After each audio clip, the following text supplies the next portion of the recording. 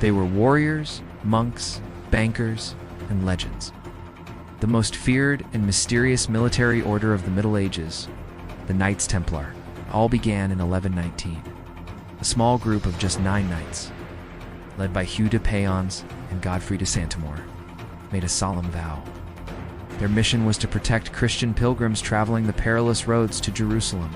They were given a headquarters on the Temple Mount, the site of the ancient Temple of Solomon, and from this holy ground took their name, the Poor Fellow Soldiers of Christ, and of the Temple of Solomon, or simply, the Templars. But from these humble beginnings, an empire would rise.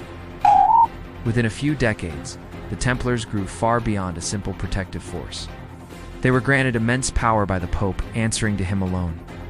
They created Europe's first international banking system, a revolutionary network that allowed nobles and kings to deposit wealth in one country and withdraw it in another, using coded letters of credit, the world's earliest checks.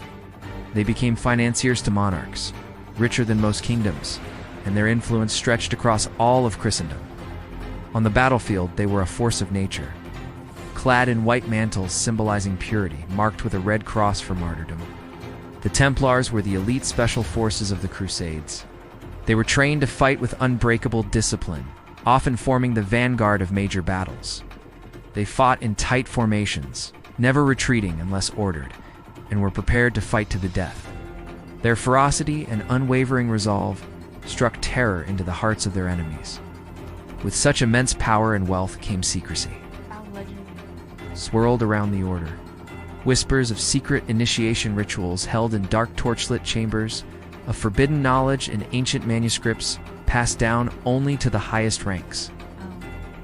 People believed they guarded the most sacred relics in Christendom, perhaps even the Holy Grail itself, hidden away in fortified vaults.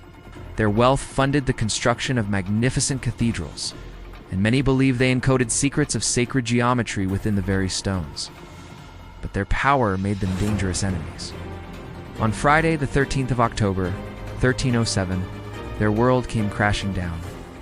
King Philip IV of France, who was deeply in debt to the order, orchestrated a massive, coordinated attack. In a single night, over 600 Templars across France were arrested. They were accused of heresy and unspeakable crimes, subjected to brutal torture, and forced to confess to lies. This event is what gave Friday the 13th its unlucky reputation. The final act came in 1314. Jacques de Molay, the last Grand Master of the Knights Templar, was brought before the public in Paris and burned at the stake.